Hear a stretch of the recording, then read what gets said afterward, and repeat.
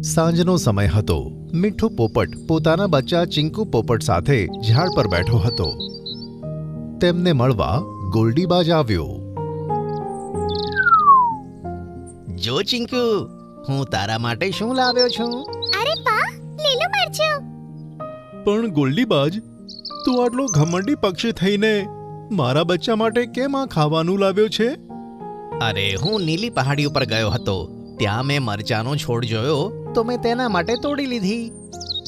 અરે પપ્પા, ગોલ્ડી કાકા મારા માટે આટલા પ્રેમથી મરચું લાવ્યા છે તો તેમને કેમ પ્રશ્ન પૂછો છો? આમ કહી ચિંકુએ થોડી સેકન્ડમાં તે મરચું પતાવી દીધું અને અચાનક તેના પેટમાં જોરથી દુખાવો થવા લાગ્યો.